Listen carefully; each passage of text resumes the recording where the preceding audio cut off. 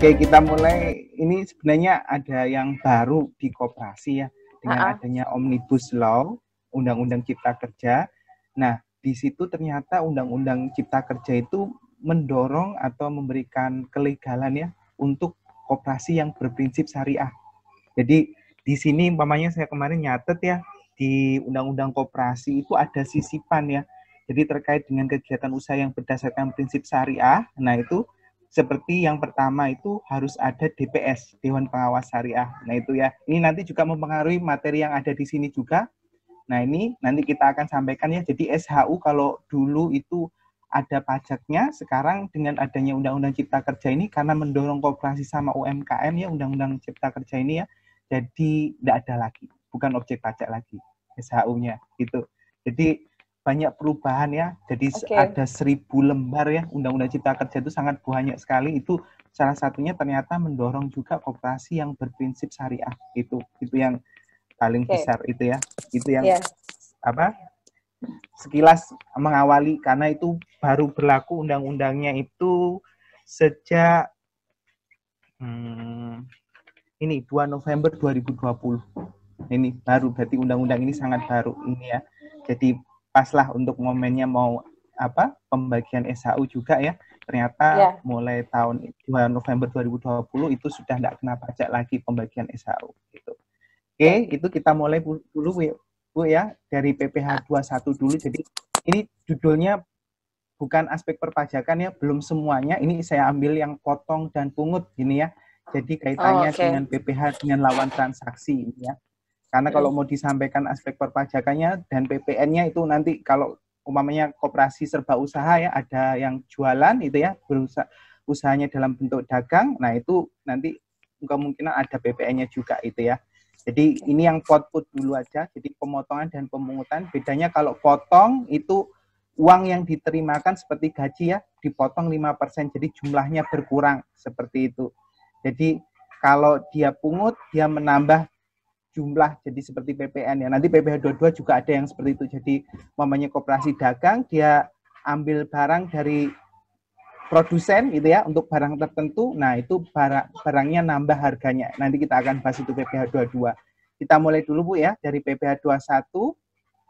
Nah, ini di PPh 21, jadi pengertiannya itu adalah pajak atas penghasilan berupa gaji, upah, honorarium, tunjangan, dan pembayaran lain yang diterima atau diperoleh WP orang pribadi dalam negeri sehubungan dengan pekerjaan atau jabatan, jasa, dan kegiatan. Ini yang diberi bold ini adalah perlakuan untuk WPOP. Jadi perlakuan perusahaan, dalam hal ini koperasi ya, kalau berkaitan dengan orang pribadi, yaitu karyawan bisa gitu ya, kemudian atau lawan transaksi yang orang pribadi, nah maka pengenaannya adalah PPh pasal 21 ini.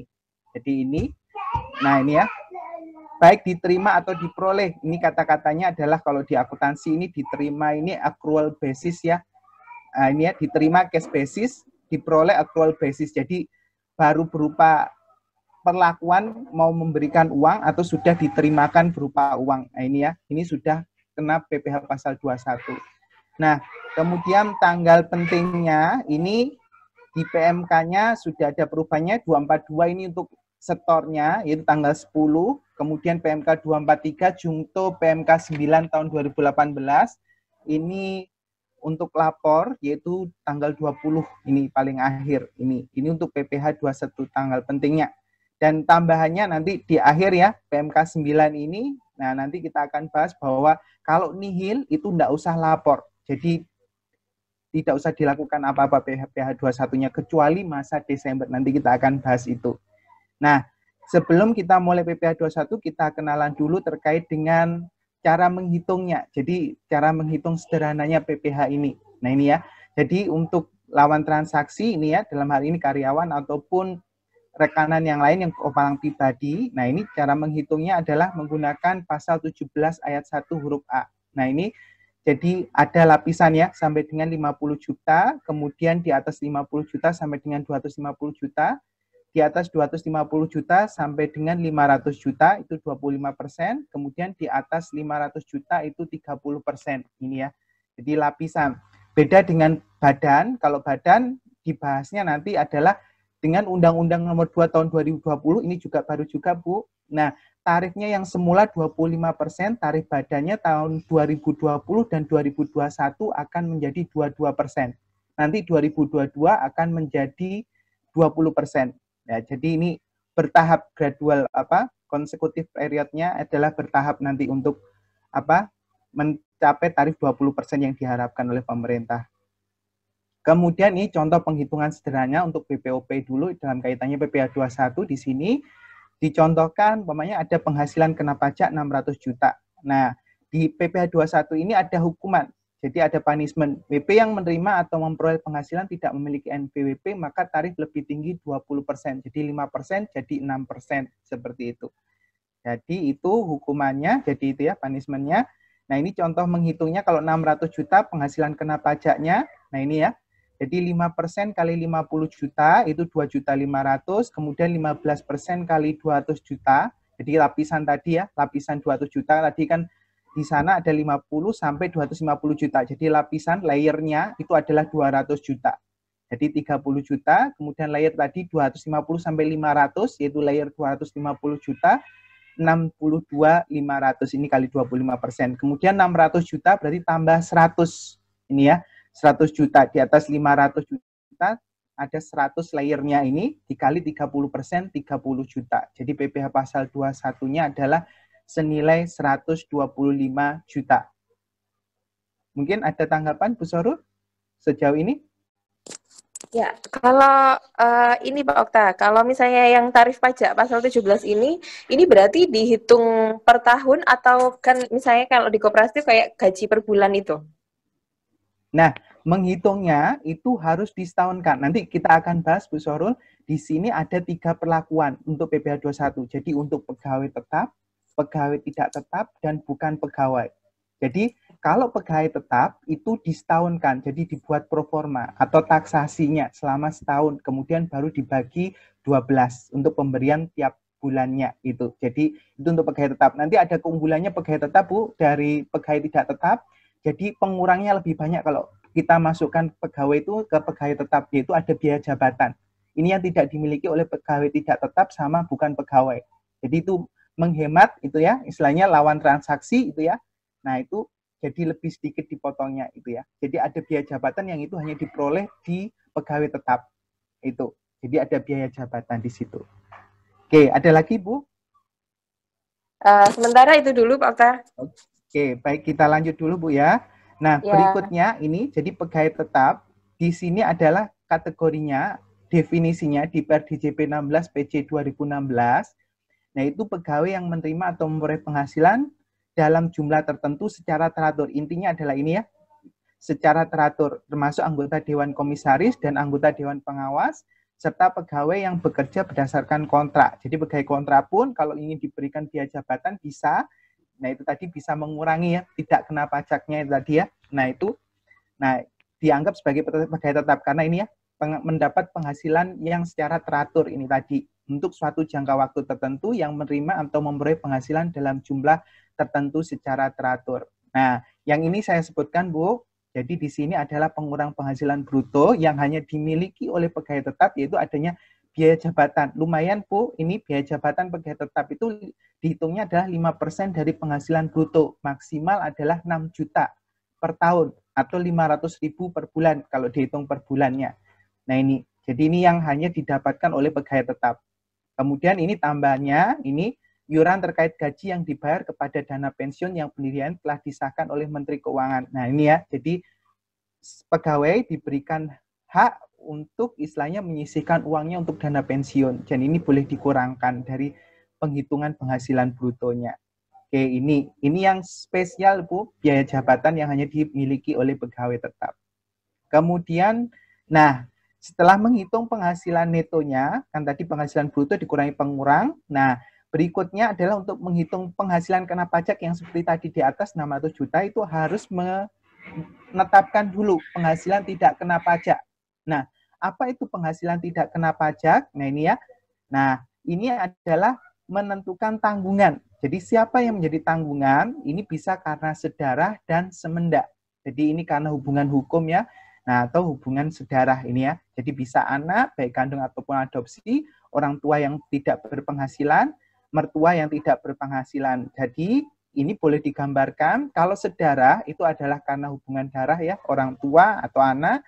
Nah, semenda ini mertua ya, orang tua, mertua ya, orang tua mertua ini anak tiri dan ini ya, istri. Nah, ini hubungan karena semenda. Nah, ini ya. Nah, kemudian PTKP itu sudah berubah dari saat awal ditentukan tahun 2008 ini ya, 2012 jadi 24.300, kemudian 2015 jadi 36 juta. Nah, yang sekarang dipakai yaitu yang 2016 yaitu 54 juta. Jadi PTKP-nya untuk WPOP itu tunggal 54 juta, kalau ada status kawin 4.500.000. Nah, tambahan setiap anggota keluarga maksimum 3 yaitu 4.500.000 untuk masing-masing. Itu. Oke, Ibu, ada yang ditanyakan, Bu? Oke, paham. Lanjut, Oke, Pak Okta. baik. Ya. Kita lanjut, Bu ya. Ini contoh Ya. kasusnya ya, Ibu ya. Jadi Ya. pegawai tetap Koperasi Sejahtera bernama Ken Prameswari tidak kawin ya. Ini statusnya TK0 berarti sudah bekerja sejak tahun 2010 memperoleh gaji sebesar 5 juta sebulan yang memiliki NPWP. Nah, ini bedanya kalau nggak punya NPWP makanya tadi ada punishment-nya yaitu 20% lebih tinggi tarifnya. Ya, koperasi ikut dalam program Jam Sostek ini BPJS ya Bapak Ibu ya. Premi jaminan kecelakaan kerja dan premi jaminan kematian dan iuran jaminan hari tua dibayar oleh pemberi kerja setiap bulan masing-masing sebesar 1% untuk JKK, jaminan kecelakaan kerja, jaminan kematian 0,3 dan 3,7 ini untuk jaminan hari tua yang dibayar oleh perusahaan dari gaji. Yang tidak dihitung hanya JHT ini. Karena pelakuan pensiun atau jaminan hari tua itu dikenakan pajaknya ketika terima pensiun. Jadi ada pembayaran 3,7 ini harus dibuang. Nah, sedangkan kalau pegawai sendiri membayar, nah ini ya, Prameswari membayar iuran pensiun, nah 50 dan iuran jaminan hari tua 2%, maka ini sebagai pengurang. Karena itu tadi prinsipnya, pensiun nanti kena pajaknya adalah ketika terima pensiun. Nah, ketika mengumpulkan dana atau funding untuk pensiun, maka itu tidak dikenakan. Jadi kalau dibayar sendiri, malah harus dikurangi. Ya, boleh diizinkan untuk dikurangi. Itu haknya dari WP. Nah, maka berapakah besar PPh 21 yang terutang bulan Januari 2021? Nah, dikatakan di sini gajinya 5 juta, JKK-nya 1% kali 5 juta, 50.000. Kemudian JKM 0,3% kali 5 juta, 15.000, maka total penghasilan brutonya adalah 5.065. Nah, kemudian ini biaya jabatan yang hanya diperoleh oleh pegawai tetap saja. Nah, selain pegawai tetap, pegawai tidak tetap dan bukan pegawai itu tidak dapat biaya jabatan ini. Jadi 5% kali 5 juta 65.000 penghasilan bruto, hasilnya 253 250. Kemudian ada JHT dibayar sendiri tadi 2% kali 5 juta 100.000, kemudian iuran pensiun dibayar sendiri 50. Ini haknya dari WP ya. Nah, ini. Kemudian penghasilan netonya 4661750. Nah, ini kalau pegawai tetap penghitungannya harus ditaksasikan, harus disetahunkan performanya. Jadi sehingga jadi 55941. Kemudian PTKP TK0 ya 54 juta. Nah, PKP-nya ini adalah 1.941. Jadi hasil pengurangan 55941 dikurangi 54 juta. Dan PKP ini adalah pembulatan ribuan ke bawah. Jadi kalau umpamanya hitungannya 1.941.900, maka ngitungnya harus di rounded ke bawah. Jadi 1941. Ini seperti ini kebetulan hitungannya pas ya. Jadi tidak ada pembulatan ribuan ke bawah. Kemudian PPh 21-nya karena ini masih di bawah 50 juta ya, maka tarifnya adalah 5% tadi, layernya tadi. Jadi 97050. Kemudian PPh 21 per bulannya adalah 97050 dibagi 12. Jadi bulan Januari itu dipotong 8.087,5. Ini ya, jadi nanti gajinya bukan 5 juta, tapi 5 juta dikurangkan dengan 8.087,50. Ini yang disebut sebagai pemotongan PPh, seperti itu. Oke? Iya. Kalau misalnya Pak Okta, seperti misalnya JKK, JKM itu dia bayar sendiri, itu gimana Pak Okta, kira-kira? Nah, kalau JKK, JKM dia bayar sendiri, maka dia tidak mengurangkan. Nah ini ya, jadi ya dia hanya pembayaran saja. Ini JKK, JKM kebetulan dibayari oleh pemberi kerja, maka dianggap sebagai penghasilan.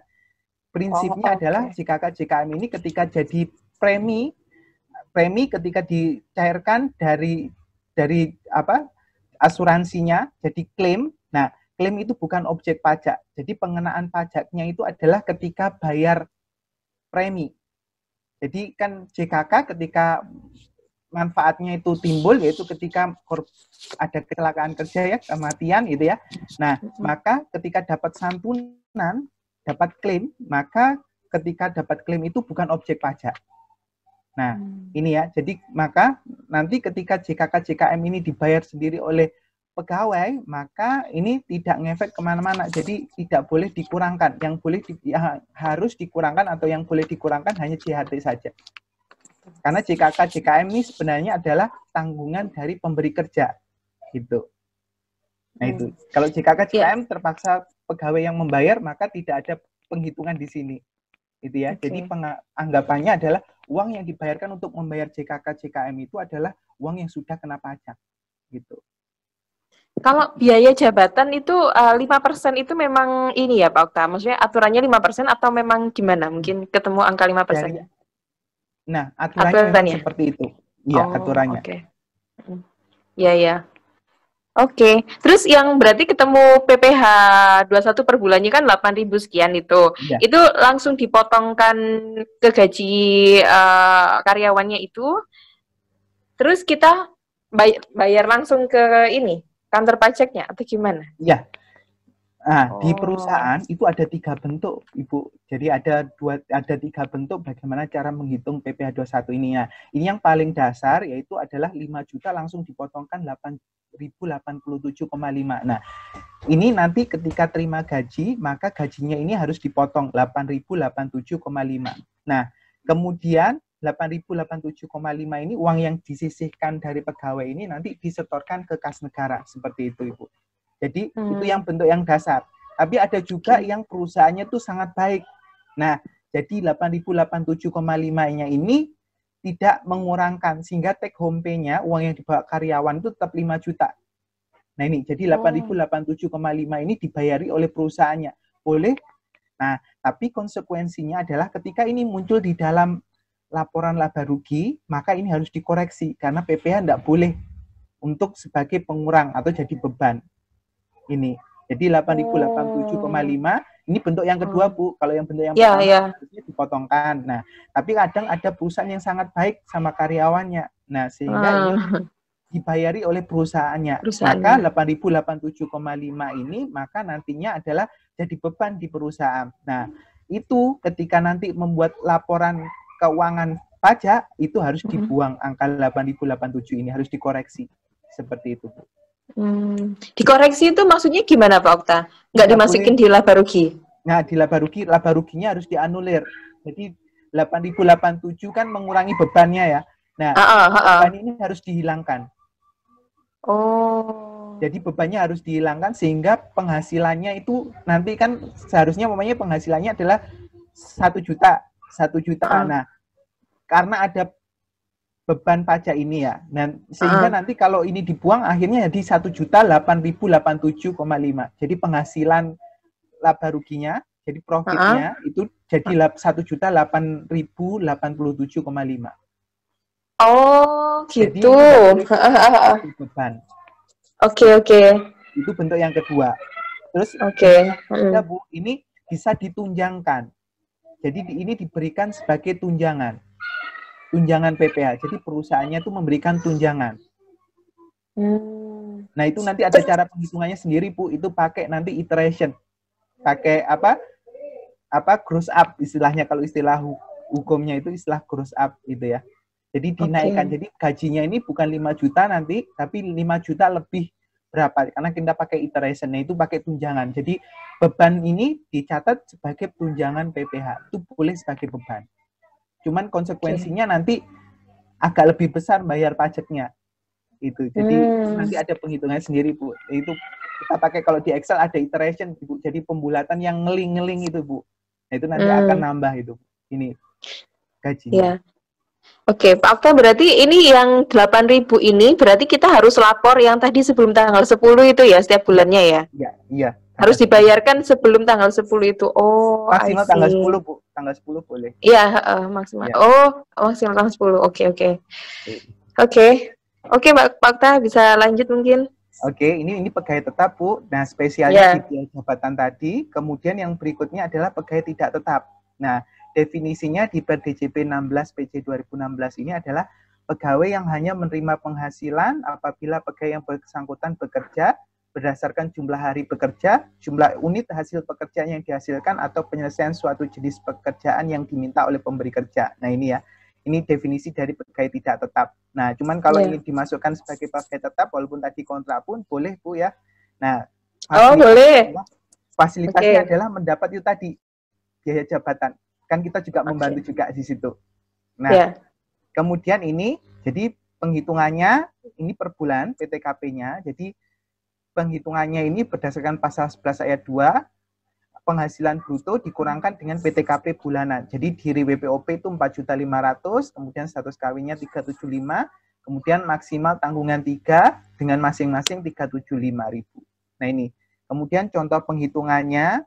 Nah, ini contoh penghitungan pegawai tidak tetap ini adalah Wiryo TK0 adalah pegawai tidak tetap ini ya, yang membantu saat musim panen tiba. Mungkin ini di KUD ya, Bu ya, yang memiliki NPWP. Nah, pada bulan Januari 2021, Wiryo mendapatkan penghasilan senilai 5 juta. Nah, ini ya, berapakah PPh 21 terutang di bulan Januari? Tadi PTKP-nya di atas 4,5 ya, maka ini ada PPh-nya tentunya. Jadi penghasilan bruto 5 juta, PTKP bulanan 4.500.000, kemudian PKP-nya adalah 500.000. Kemudian PPh 21 terutang, karena ini masih di bawah 50 juta, maka kali 5%, jadi 25.000. Ini untuk pegawai tidak tetap, Bu. Jadi di sini tidak ada biaya jabatan dan hitungnya per bulan. Seperti itu. Oh, jadi lebih mahal ya kenanya pajaknya kalau pegawai tidak tetap ya? Nah, karena dia tidak ada biaya jabatannya juga, Bu. Ya, memang seperti itu. Oke, iya Pak Okta. Ya. Ya, lanjut. Berikutnya adalah bukan pegawai, Bu. Jadi ini yang klasifikasi PPh 21 yang ketiga adalah bukan pegawai, yang menerima atau memperoleh penghasilan sehubungan dengan pekerjaan, jasa, atau kegiatan. Jadi ada tenaga ahli, ini pemain musik, pembawa acara, dan jenisnya ini ya, olahragawan, kemudian ada penasihat, pengajar, pelatih, penceramah, penyuluh ini ya, dan jenisnya, kemudian pengarang, kemudian ini ada pemberi jasa dalam segala bidang, termasuk teknik komputer dan sistem aplikasinya, telekomunikasi, nah ini ya, kemudian ada agen iklan, ada pengawas atau pengelola proyek, kemudian pembawa pesanan atau yang menemukan langganan, ini ya, kemudian petugas penjajah barang dagangan, petugas dinas luar asuransi, ini ya, distributor MLM, nah ini juga, nih di HNI, Bu. HNI. Pakai ini juga. Jadi tenaga ahli dalam hal ini, tenaga ahli menurut ini dari bukan pegawai ini, kalau menurut ketentuan perpajakan itu adalah pengacara, akuntan, arsitek, dokter, konsultan, notaris, penilai, dan yang terakhir adalah aktuaris. Nah, ini ya. Aktuaris itu apa ya, Bang? Aktuaris ini adalah sama seperti penilai, Ibu ya. Jadi seperti yang dia menentukan dari besaran yang akan dinilai dari suatu barang gitu ya, Bu ya. Jadi aktuaris, aktuaria istilahnya ini profesinya. Aktuaria. Nah, ini ya. Aktuaria. Sama seperti penilai appraisal. Ini penilai appraisal ya, appraisal. Ya, kalau penilai appraisal. Kalau aktuaria, aktuaria yang kaitannya dengan menilai-nilai juga sama ya. Nah, ini sama satu profesi ini, Bu. Nah, ini tenaga ahli yang dimaksud di dalam perpajakan ini. Jadi ini. Nanti ini ada efeknya, Bu. Ini nanti ketika bertransaksi ini ya. Ini kalau PP 23 kan kita sering bayarnya simpel ya, tiap bulan dari omset 0,5 ya. Tenaga ahli ini tidak boleh pakai ini. Nah, ketika dia mau pakai, dia harus membentuk firma. Jadi dia harus berkongsi dengan teman-temannya. Jadi seperti dan rekan itu ya. Nah, itu baru boleh pakai PP 23. Itu bentuk firma. Jadi harus bentuk firma. Jadi kalau PP 23 dipakai oleh pengacara, akuntan, arsitek atau itu ya, dan sejenisnya ini, maka ini nantinya dia tidak boleh memakai PP 23. Nanti kita akan bahas, Bu, untuk koperasi Nah, ini tahun ini terakhir, Bu. Tahun depan kita harus ngitung normal, Bu. Jadi nggak boleh pakai PP23 yang 0,5% langsung dari omset gitu ya. Jadi tahun depan sudah mulai tarif kembali yang zaman dulu kala, Bu. Jadi menghitungnya. Iya, 1%. Dulu 1%, kemudian jadi 0,5% tahun 2018, kemudian nanti kan hanya berlakunya 4 tahun. Jadi 2018, 19, 20, 21. Nanti 2022 itu harus memakai cara biasa. Nah, nanti kita akan selipkan di sini ada bahan untuk PPh pasal 25 di situ.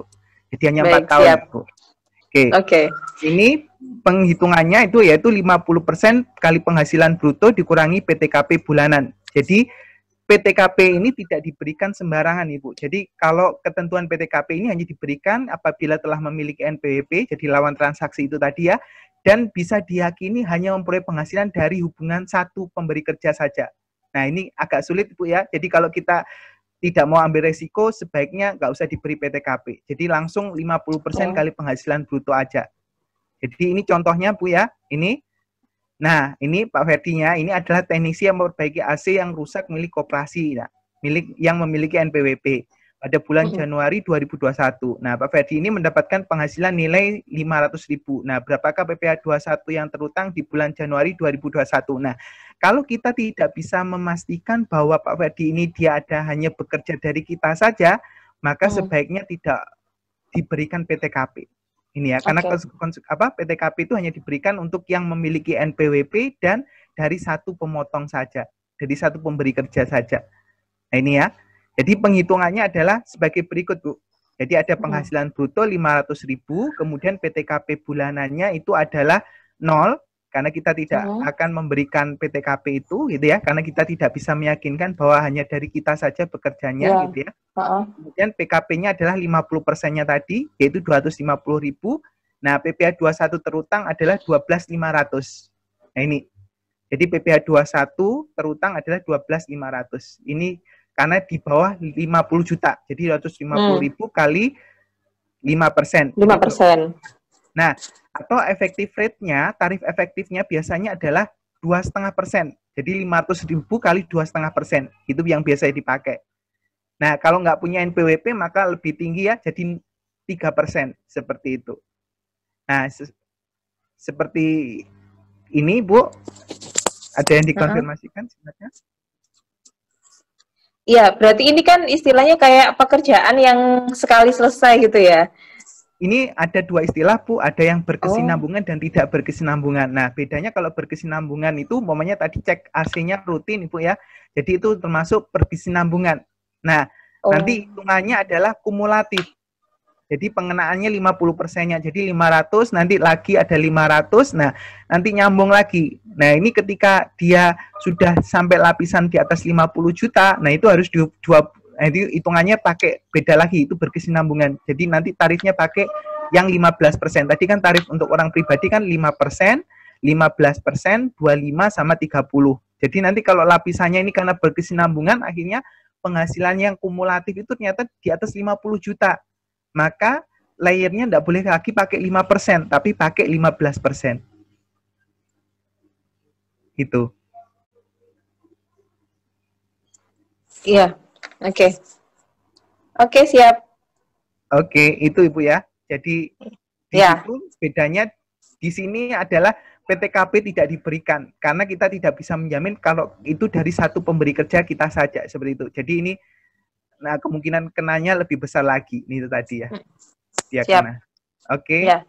Nah, berikutnya ini kita masuk ke PPh 22. Itu PPh 21. Jadi ada 3 kategori. Jadi pegawai tetap dengan keunggulannya tadi ada biaya jabatan, kemudian pegawai tidak tetap, PTKP-nya bulanan, kemudian bukan pegawai. Nah, kita tidak bisa sembarangan menghitung ada diberikan PTKP. Nah, yang fasilitasnya di sana adalah ngitungnya adalah 50% dari penghasilan bruto. Itu untuk PPh 21. Kemudian untuk PPh 22 sendiri, ini adalah pajak yang dipungut oleh bendaharaan pemerintah, instansi atau lembaga pemerintah dan lembaga-lembaga negara lain berkenaan dengan pembayaran atas penyerahan barang, badan-badan tertentu atas kegiatan di bidang impor atau kegiatan usaha di bidang lain. Intinya adalah kaitannya dengan penyerahan barang. Nah, nanti barang-barangnya adalah khusus. Ini ada beberapa yang saya ambilkan. Kalau apa positif listnya itu ada sekitar 9-an Bu ya. Ini hanya diambil beberapa saja dari PPh 22 ini. Nah, yang pertama ini adalah PPh 22 Bendarawan SKPD ya. Jadi Satuan Kerja Perangkat Daerah Dinas Pertamanan. Ini contohnya tanggal 5 Januari 2021 Dinas Pertamanan membeli komputer dari Koperasi Sejahtera dengan harga total 4.400.000 termasuk PPN. Jadi dasar pengenaan pajaknya sebenarnya harga jualnya adalah 4 juta ini ya. Dan dibayar tanggal 12 Januari 2021. Nah, berapakah nilai PPh 22? Nah, ini tarif PPh untuk kasus ini, jadi pembelian oleh bendarawan, ini ya, ini adalah instansi pemerintah ya di sini, 1,5 dari harga pembelian. Nah, ini juga berlaku untuk pemberian beda oleh BUMN. Jadi, umpamanya koperasi, rekanannya adalah BUMN, itu ya, ini juga nanti kepotong. Nah, cuman ada pengecualiannya. Tidak semua transaksi harus dipotong itu ya. Jadi nanti membayarnya adalah 4.400.000 ini nanti dipotong ini nanti uangnya. Jadi 4 juta kali 1,5 nanti uangnya akan dipotong ini. Jadi nilainya itu. Nah, tidak semuanya kena. Nah, pengecualiannya itu adalah ini. Jadi bendarawan kalau jumlah paling banyaknya adalah 2 juta ini ya dan tidak merupakan pembayaran terpecah-pecah, maka itu tidak kena. Jadi kalau pembayarannya tadi kan kebetulan 4 juta Bu ya, PPN-nya 4.400.000, maka itu kena PPh 22 1,5%. Nah, kalau dia sampai 2 juta, makanya biar nggak kena, itu ya, umpamanya kita itu tadi ya, ingin nggak kena PPh-nya itu, maka apa kwitansinya, buktinya itu adalah paling banyak 2 juta. Ini termasuk PPN-nya. Kemudian pembelian dengan dana BOS, pembelian gabah dan atau beras ini sudah dijamin. Kemudian untuk BUMN ini jumlahnya paling banyak 10 juta. Jadi kalau kita ada koperasi bertransaksi dengan BUMN itu ya, mungkin rekanannya BUMN itu ya. Nah, ketika kwitansinya atau nota pembayarannya itu tidak lebih dari 10 juta itu ya, maka tidak kena pemotongan PPh pasal 22 ini yang besarnya 1,5% ini. Nah, ini ya. Kemudian pembayaran untuk keduanya, jadi untuk bendarawan atau BUMN atas pembelian bahan bakar minyak, bahan bakar gas, pelumas benda-benda pos, dan pemakaian air dan listrik ini tidak kena juga pemotongan. Nah ini Bu, jadi ini yang pertama untuk PPh pasal 22, jadi kalau kita ada rekanan instansi pemerintah atau BUMN, nah ini ya, nah yang perlu diperhatikan adalah kaitannya dengan jumlah nilai yang dalam kwitansinya. Nah, kalau nilainya adalah untuk instansi pemerintah 2 juta, di bawahnya itu, maka dia tidak ada pemotongan PPh 22-nya. Nah, kalau dengan BUMN, maksimal 10 juta plus PPN-nya. Nah, itu baru tidak kena pemotongan PPh 22-nya. Oke, Bu? Ya, oke. Oke, lanjut Bu ya. Nah, berikutnya, nah ini penjualan hasil produksi ke distributor ya, atau yang membeli dari produsennya. Jadi, ini khusus untuk pembelian semen dari apa produsennya ini ya. Nah, nanti di dalam tagihannya itu ada pemungutan PPh pasal 22-nya, Bu. Jadi nanti kita akan ada bahas kasusnya itu ya. Jadi nilainya pokoknya 100 juta ya. 100 juta plus 0,25% kali 100 juta. Jadi nilai tagihannya itu akan jadi lebih besar. Tapi itu nggak usah khawatir, Bu. Kalau membayar seperti itu sebenarnya itu adalah membayar pajak di awal.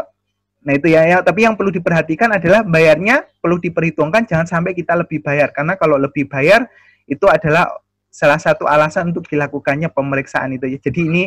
Jadi terkait dengan ini kalau pembeliannya itu adalah ke produsen langsung. Tapi kalau ke distributor enggak ada pemungutan PPh ini. Nah ini ya, ini untuk kertas 0,1, kemudian baja 0,3%, kemudian untuk kendaraan 0,45%, untuk obat 0,3%. Nah, ini contohnya, Bu.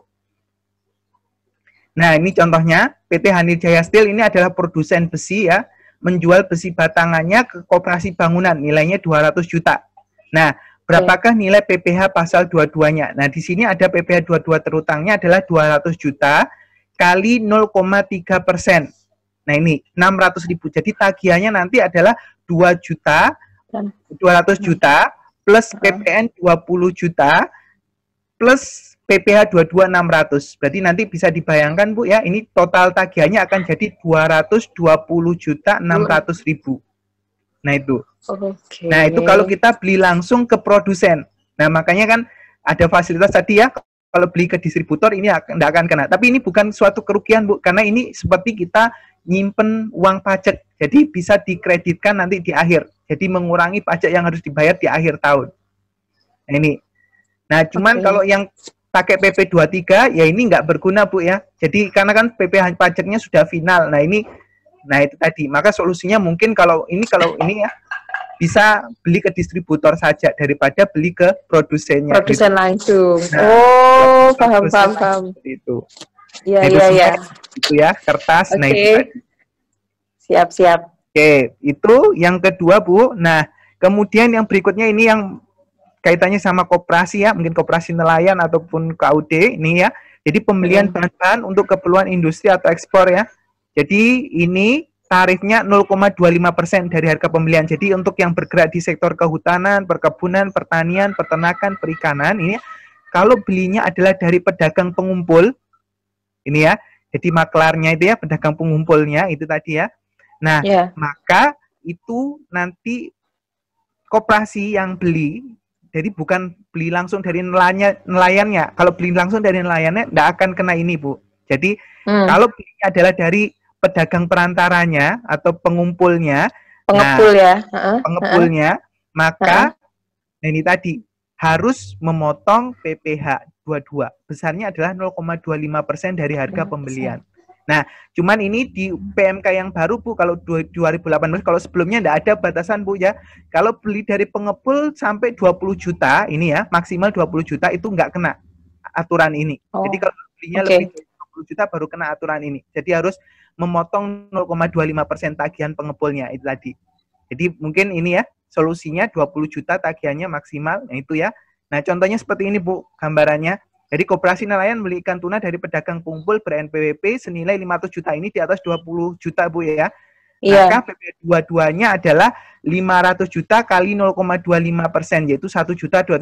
Jadi 500 dikurangi 1.250. Jadi tagihannya nanti dibayarnya hanya 490 sekian gitu ya, Bu. 498.750 seperti itu. Nah, kalau lawan transaksi tidak menginginkan itu, maka nilai transaksinya yang diturunkan jadi 20 juta maksimal. Itu tadi. Pengecualian. Ini PMK baru, Bu, ya, yang 2018. Kalau PMK yang belum memasukkan 20 juta itu tadi. Nah, di sini ada resiko, ada punishment-nya, Bu, ya. WP yang menerima atau memperoleh penghasilan tidak memiliki NPWP, tarif lebih tinggi 100%. Jadi 0,25% jadi 0,5%. Beda dengan PPh 21 tadi, Bu, ya. 20% lebih tinggi, kalau ini 100% lebih tinggi kalau nggak punya NPWP. Oh, seperti itu. Gede banget ya 100%. Oke. 100%. Iya. Oke, siap. Ya, oke. Kita lanjut, Bu, ya. Untuk yang berikutnya. Ya, lanjut. PPh 23, Bu, ya. Di sini PPh 23 ini adalah pajak penghasilan atas penghasilan dividen, bunga, royalti, hadiah, dan jasa. Dengan nama dan dalam bentuk apapun yang dibayarkan, disediakan untuk dibayarkan, atau telah jatuh tempo pembayarannya oleh badan pemerintah, subjek pajak dalam negeri, penyelenggara kegiatan, ini ya, bentuk usaha tetap atau perwakilan perusahaan luar negeri lainnya kepada WPDN, WP dalam negeri, atau bentuk usaha tetap. Nah ini ya, ini jadi PPh 23, ini clue-nya biasanya adalah dia adalah WP badan.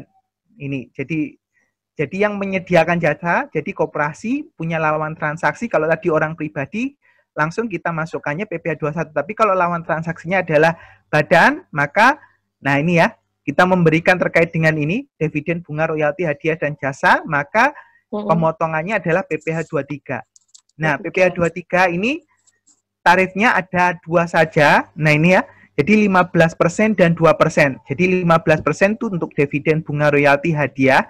Ini selain yang dipungut PPh pasal 21, berarti ini dia adalah oleh badan ya. Kemudian 2% ini sewa selain PPh pasal 4 ayat 2. Nah, selain 4 ayat 2 ini contohnya adalah sewa tanah dan atau bangunan. Kalau sewa tanah dan atau bangunan nanti kita akan bahas, Bu, di 4 ayat 2 itu tarifnya adalah final. Nah, yang ini 2326 ini adalah 2% ini tadi sewa. Nah ini sewa mesin seperti itu ya, dan selain tanah dan atau bangunan. Kemudian jasa ini nanti selain PPh yang dipotong PPh pasal 21 ya, itu yang diberikan oleh badan tentunya di sini. Oke, itu Nah, ini contohnya Bu, salah satu ini ya, Koperasi Bangunan menyewa truk dari PT Rental memiliki NPWP selama 2 hari dengan nilai sewa 2 juta yang akan dibayar pada tanggal 7 Januari 2021. Nah, berapakah nilai PPh 23 dari transaksi tersebut? Jadi 2 juta dikalikan dengan 2%, 40.000. Jadi nanti pembayarannya bukan 2 juta ya, kita potong tagihannya. Jadi 1.960.000. Kemudian, nah, untuk meyakinkan lawan transaksi itu ya, kita berikan yang namanya bukti potong. Sama seperti pegawai tadi ya, uangnya dipotong, maka kita memberikan kewajibannya adalah memberikan bukti potong. Bukti Seperti potong. itu. Nah, itu ya. Jadi uang 1.960 plus 1 bukti potong senilai 40.000 ini. Jadi mengurangi. Makanya bentuknya adalah pemotongan seperti itu. Oke. Oke, Bu? Ya, siap. Oke, baik, lanjut. Kemudian berikutnya, nah ini yang mungkin sering, ya ini dana sponsorship, Bu ya. Nah, ini kalau biar bisa jadi apa? Perlakuannya bisa menjadi beban di lawan transaksi yang memberi sponsor itu tadi ya. Ini masuk sebagai jasa penyediaan tempat dan atau waktu dalam media massa, media luar ruang atau media lain untuk penyampaian informasi. Jadi di sini contohnya PT Telkomsel milik NPWP menyerahkan dana sponsor kepada koperasi nelayan ya. Tanggal ini tentunya punya NPWP ya yang boleh melakukan ini ya. Tanggal 5 Januari 2021 atau yang nggak punya juga bisa ya, tapi nanti pemotongannya lebih besar. Dengan kontraprestasi penyediaan tempat promosi sebesar 10 juta. Untuk penyelenggaraan pengajian umum memperingati hari ulang tahun koperasi. Nah, berapakah PPh pasal 23 terutang transaksi tersebut? Nah, ini ya. PPh 23 terutangnya adalah 10 juta kali 2%. Nah, dana yang dijanjikan oleh Telkomsel ini adalah 10 juta. Tapi nanti, nah agar Telkomsel bisa jadi beban, nah ini dia harus melakukan pemotongan. Nah, makanya ini kalau punya NPWP motongnya hanya 2%. Tapi kalau dia tidak punya NPWP, motongnya jadi 4%. Nah itu ya, jadi nanti dana yang diberikan, nah yang take home pay-nya yang diberikan adalah jadi 9.800.000. Nah kalau nggak punya NPWP jadi 9.600.000, jadi 200 lebih tadi. Nah itu. Nah ini agar dana sponsor oleh yang pemberi itu bisa menjadi beban juga. Ini ya, jadi masuk jasa pemasarannya itu tadi. Oke, lanjut Bu ya.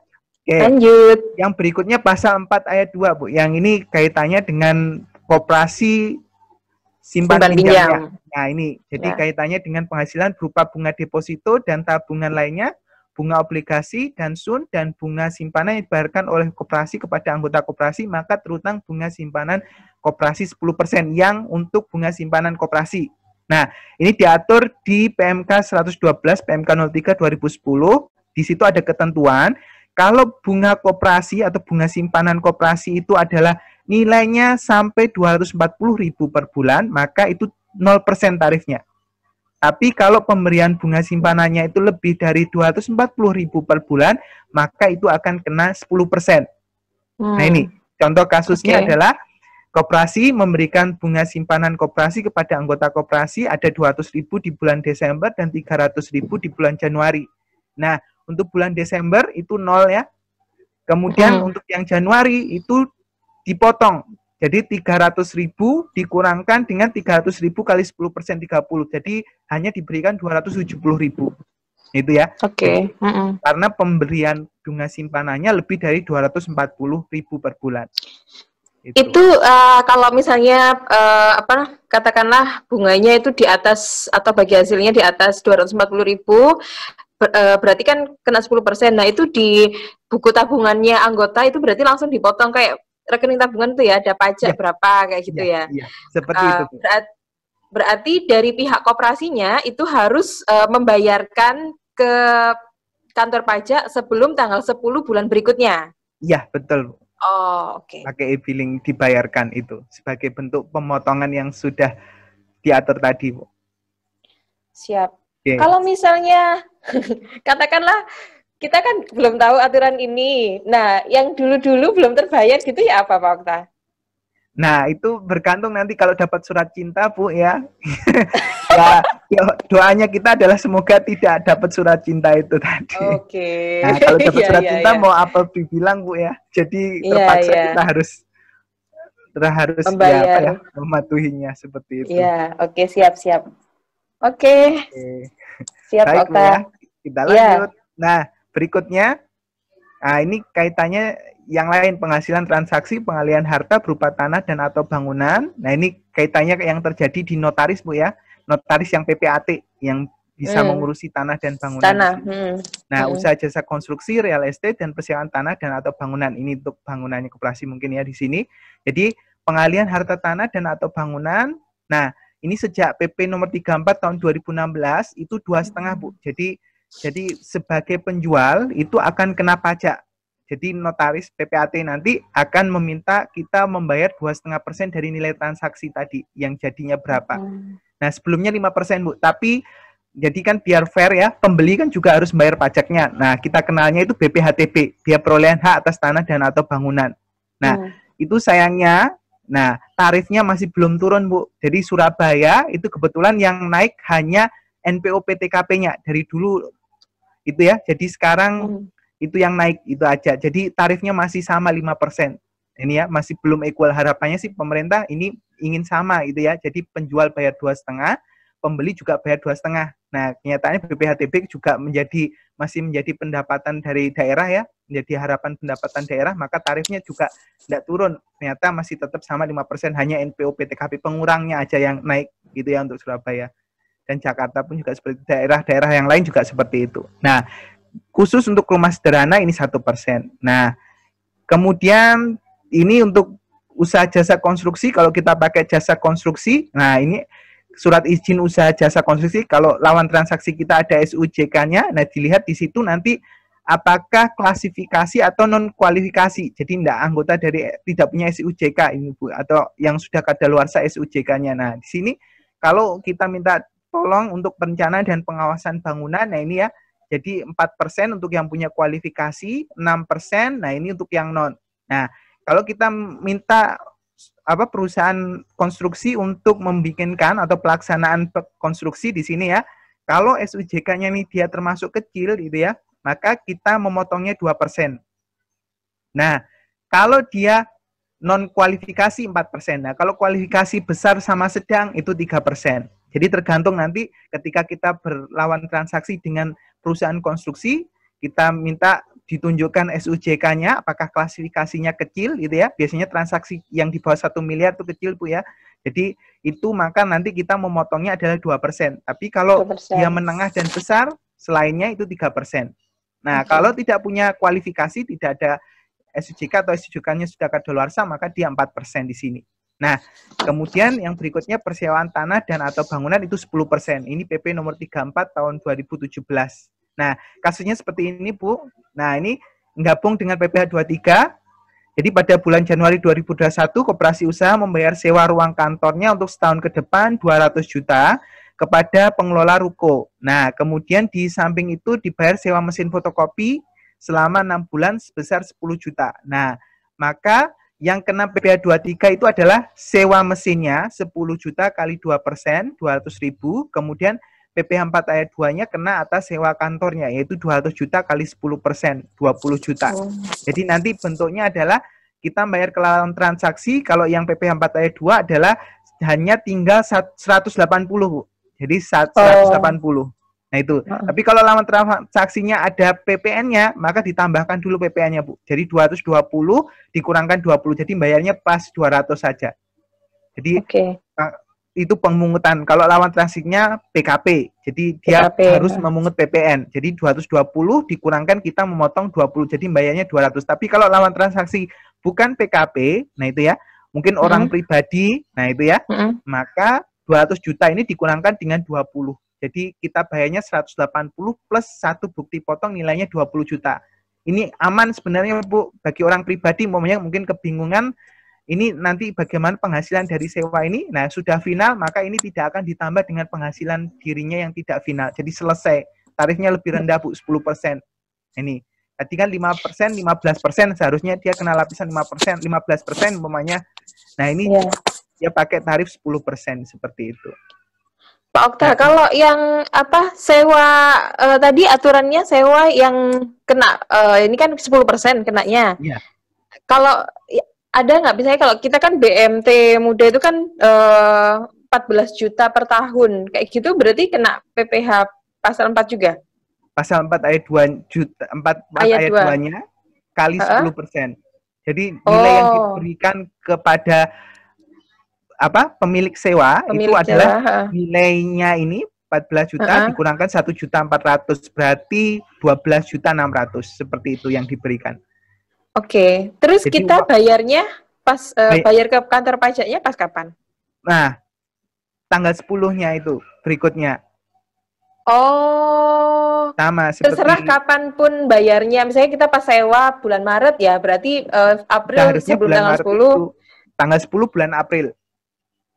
Maksimal gitu ya. Oh, oke, paham.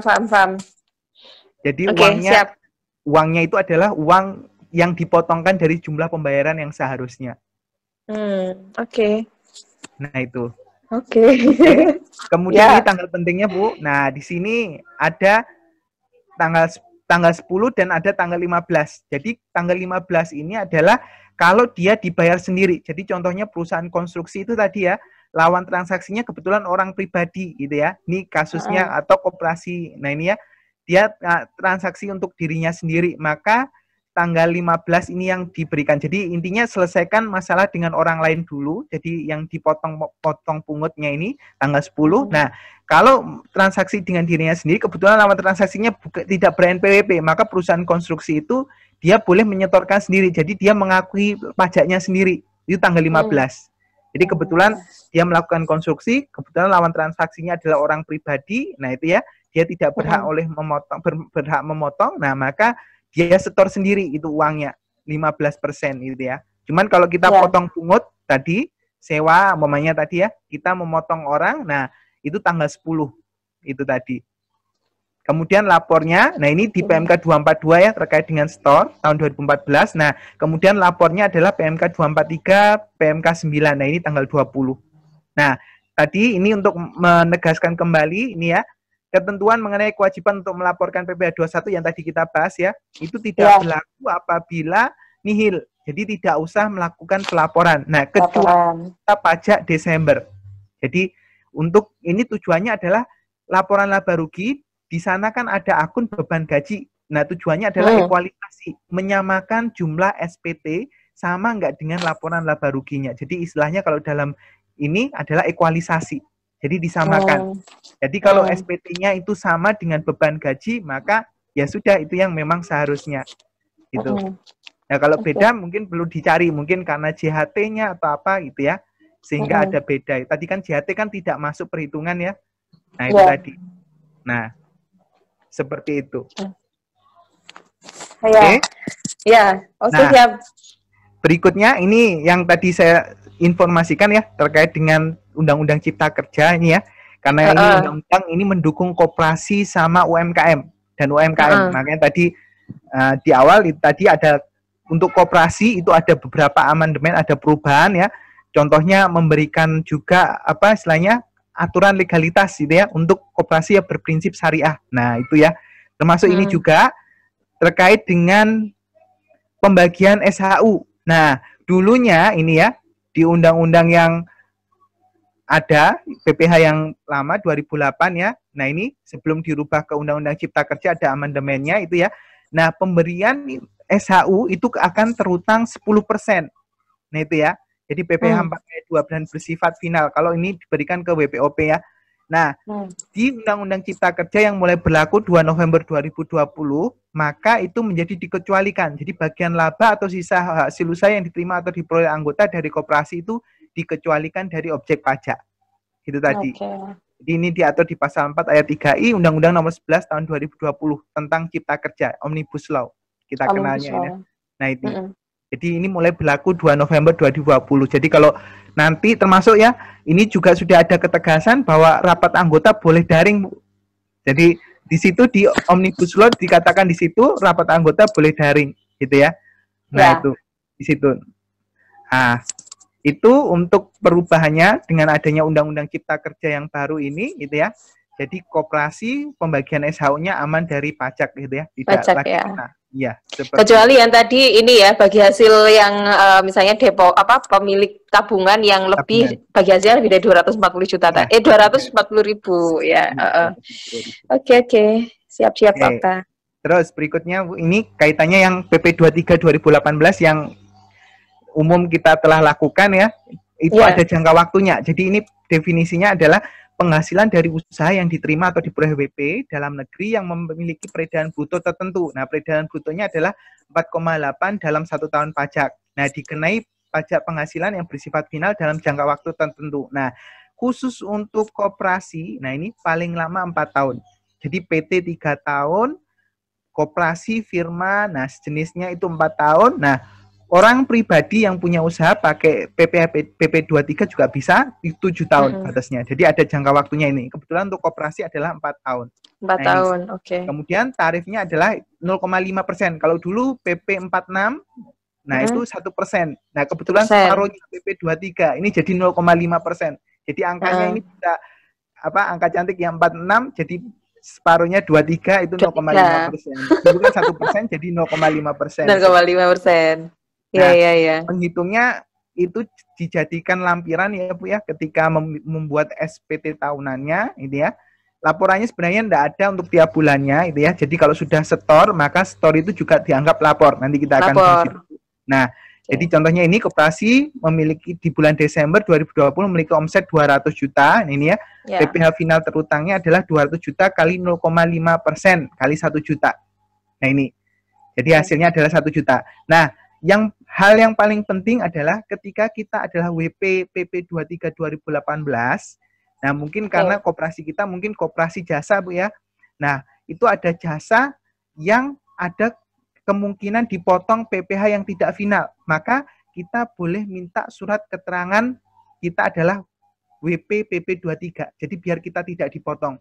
Contohnya kalau kita adalah terkait dengan jasa yang dipotong, maunya jasa boga, Bu ya. Nah, kebetulan kita adalah WPPP 23 2018. Nah, lawan transaksi itu ketika memotong itu ya, kita catering ya di situ, mamanya dipotong PPh 23. Nah, ketika kita bisa menunjukkan PP 23 bahwa kita adalah WPPP 23, maka kita jadi tidak dipotong. Seperti itu. Jadi koperasi. Jadi perlu sekali kita mengurus yang namanya surat keterangan bahwa kita adalah WPPP 23 2018. Ini kaitannya dengan lawan transaksi itu ya, kita tidak usah dipotong lagi. Karena itu tadi, seperti tadi, rugi Bu ya. Jadi kalau kita sudah dipotong gitu ya, padahal kita sudah bayar PP 23 ini sendiri, maka 2 kali. Nah ini tadi ya, seperti itu. Jadi kita, harapannya adalah kita meminta surat keterangan bahwa kita adalah WPPP 23, seperti itu. Oke. Kemudian itu yang kita nggak punya ya. Nah itu. Tapi kalau jasanya tidak ada yang kita dipotong orang lain, maunya kita itu tadi ya, tidak ada dipotong, tidak usah minta, tidak apa-apa. Tidak usah, nggak apa-apa ya. Karena kan kalau simpan pinjam, jasa keuangan itu istilahnya jarang gitu ya, yang ada PPh-nya seperti itu. Yang dipotong oleh pihak lain. Nah, nantinya kan tadi 4 tahun Bu ya. 2018, 19, 20, 21. Nah, nanti 2022, nah, sudah tidak pakai PP 23 ini. Jadi PPh pasal 25 atau omset koperasi yang lebih dari 4,8 kan tidak boleh pakai PP 23.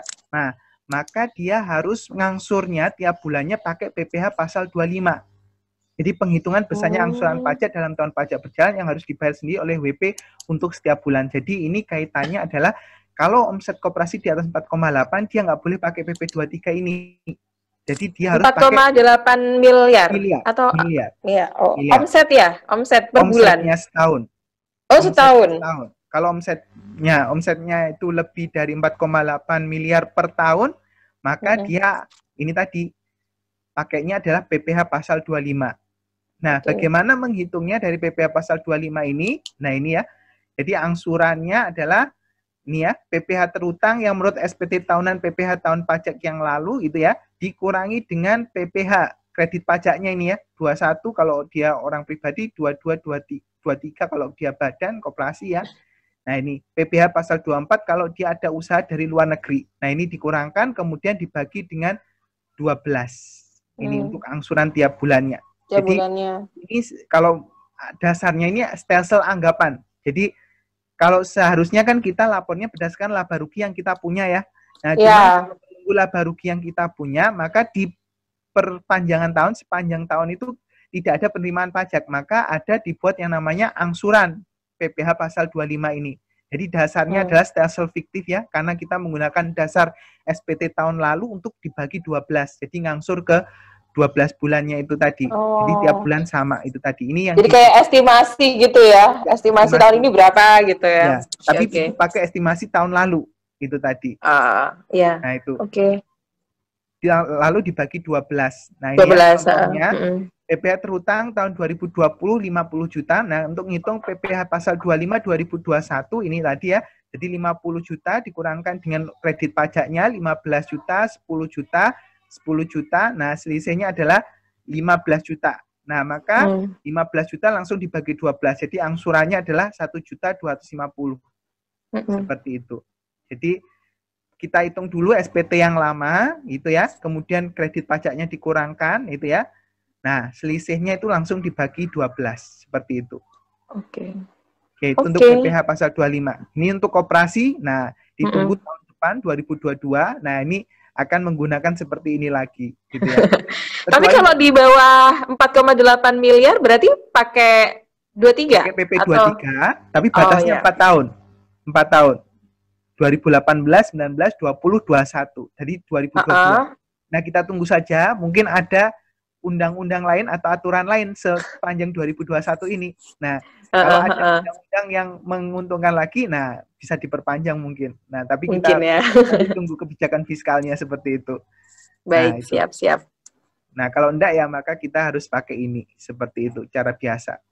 Nah, ini digambarkan di sini ya, PP pasal 25 atau PP 23 2018 itu store-nya maksimal tanggal 15.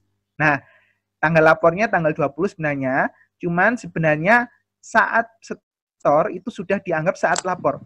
Jadi WP yang melakukan pembayaran PP pasal 25 telah mendapat validasi dengan nomor transaksi NTPN ya di sini, dianggap telah menyampaikan SPT. Jadi saat store itu dianggap juga saat lapor. Kalau dulu kalau dulu ini PPh 25 nihil itu kita harus lapor ya. Sekarang dengan adanya PMK 9 2018 itu ya, PPh 25 nihil itu tidak usah lapor seperti itu. Usah lapor. Nah, kalau dulu kita tetap lapor ya.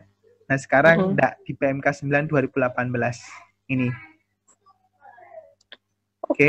Itu kemudian PPh tahunan OP. Nah, store-nya sebelum dilaporkan, lapornya tanggal 31 Maret tahun berikutnya. Kalau PPh badan sebelum dilaporkan, ini store-nya. Nah, lapornya maksimum tanggal 30 April tahun berikutnya itu. Nah, sanksinya itu tadi kalau OP 100.000, kalau badan 1 juta terlambatnya. Iya, itu. Oke. Kemudian yang baru lagi ini, nanti kalau kita telat gitu ya, telat bayar itu kan ada sanksi bunga. Ini bukan telat lapor. Kalau telat lapor kita denda. Dendanya itu tadi 100.000 dan 1 juta. Nah, yang baru lagi di Undang-Undang Cipta Kerja ini juga. Jadi kalau kita telat setor, nah itu nanti ada harus bayar bunga.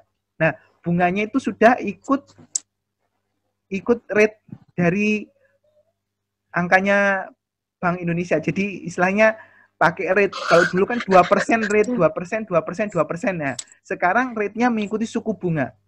Buset, suku bunga 7-day repo rate itu?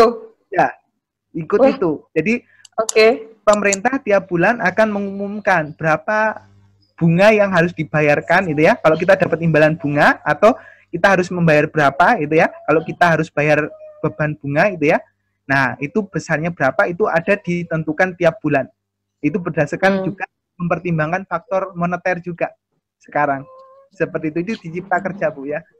Nah, ada yang bilang ada yang bilang ada pasti kan berarti kalau tiap bulan, nah itu ya. Berubah-ubah dong ya kan. Nah, berubah-ubah tiap bulannya seperti itu. Iya. Itu yang baru di Cipta Kerja, Bu.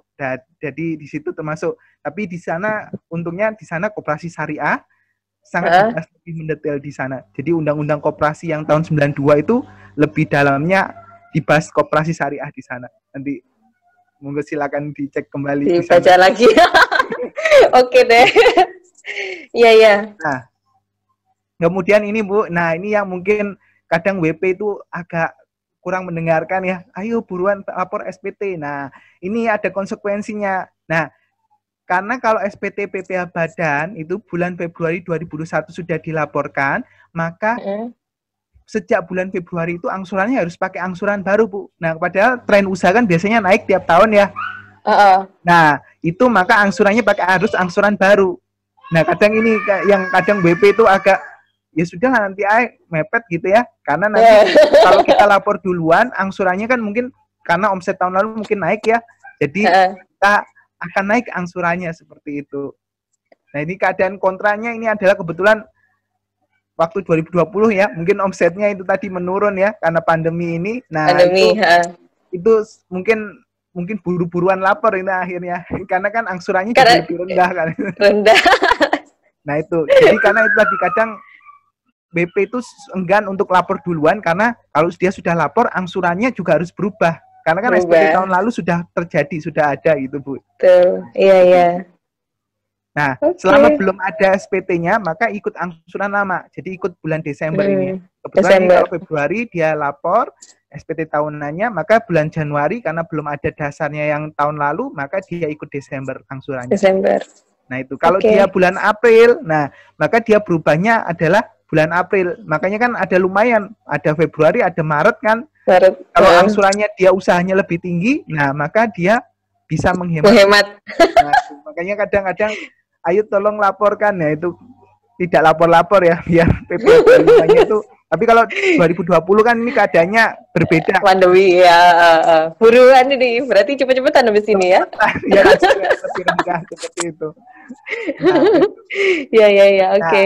Ini cara mencari angsurannya, jadi yang perlu dipisahkan ini adalah penghasilan tidak teratur. Jadi PPh yang lalu itu dihitung ulang dengan membuang penghasilan tidak teratur. Nah, definisi penghasilan tidak teratur di sini adalah penghasilan ini ya, yang tidak diterima atau diperoleh secara berkala dalam setiap tahun pajak. Jadi bisa lebih rendah ya, kalau di penghasilan lain-lainnya itu yang lebih besar gitu tadi. Jadi tergantung laba ruginya ya.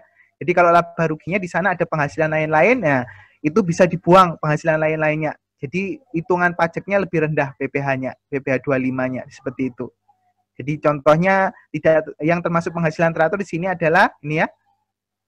Nah ini ya, tidak termasuk dalam penghasilan teratur, ini keuntungan selisih kurs dari utang piutang dalam mata uang asing dan keuntungan dari pengalihan harta atau capital gain sepanjang bukan merupakan penghasilan dari kegiatan usaha pokok. Jadi kalau dia umpamanya perusahaannya kebetulan adalah terkait dengan saham itu ya, nah capital gain-nya ini jadi tidak termasuk penghasilan teratur. Itu penghasilan teraturnya dia. Tapi kalau dia usahanya umpamanya dagang, koperasi dagang gitu ya, kemudian dia punya investasi, nah itu ya ada capital gain, nah itu termasuk penghasilan tidak teraturnya. Ini di Cap DJP 537 PJ 2000 seperti itu, Bu. Jadi kita harus membuang penghasilan yang tidak teraturnya seperti itu. Nah, jadi bisa lebih rendah. Kemudian ini bentuknya SPT tahunan Badan Koperasi, di sini ada halaman induk per 36 PJ 2015, 1, 2, 3 ini ya, 1 untuk penghasilan neto fiskal, 2 untuk HPP dan biaya usaha lain, 3 kredit pajak, 4 PPh final dan tidak termasuk objek, 5 pemilik modal dan susunan pengurus, 6 daftar pernyataan modal. Nah ini bentuknya. Jadi kalau PP 23 Bu ya, nah yang masuk hanya PPh finalnya ini. Ini PPh final, ini yang ada hitungannya omset selama setahun seperti itu. Jadi dimasukkan di sana. Kemudian kalau perinciannya silakan dimasukkan, tapi nanti untuk penghitungan depannya halaman induknya itu kosong karena kita sudah bayar rutin tiap bulannya seperti itu. Seperti apa? Bulanannya itu dilampirkan secara tahunannya seperti itu ya.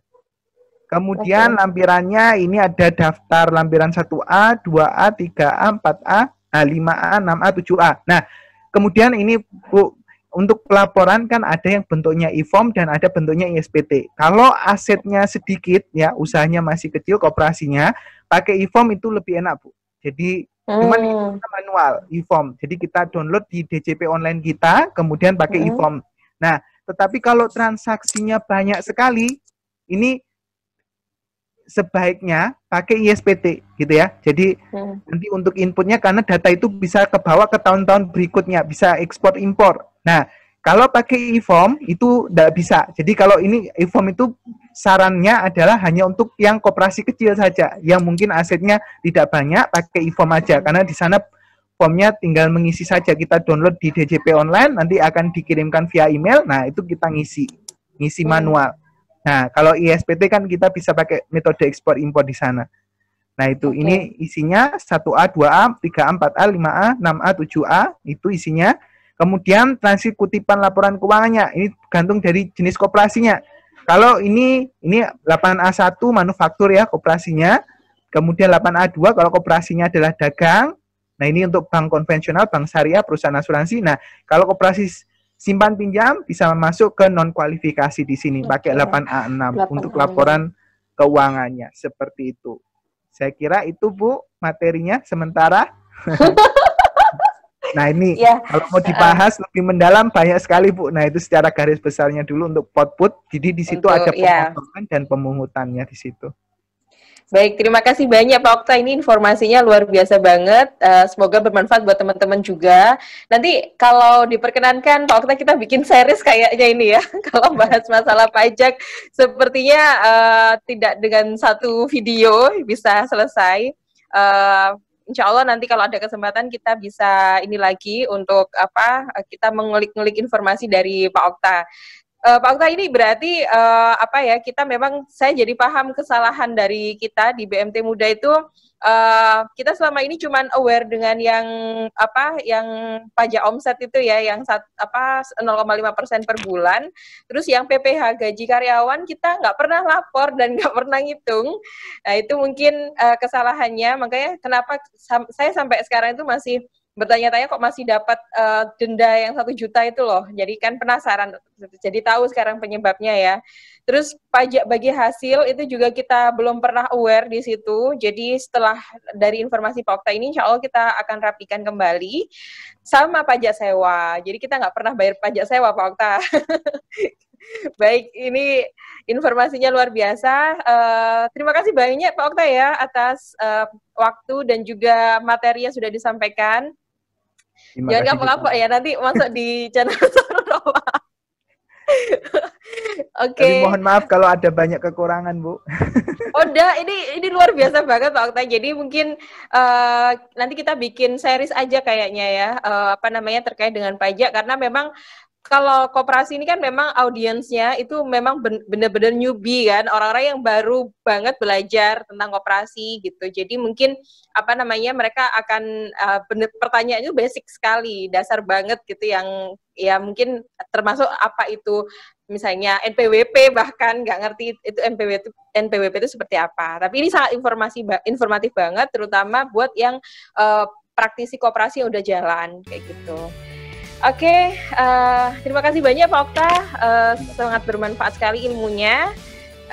Salam ke keluarga, semoga sehat selalu. Terima kasih, Assalamualaikum. Waalaikumsalam. Ya.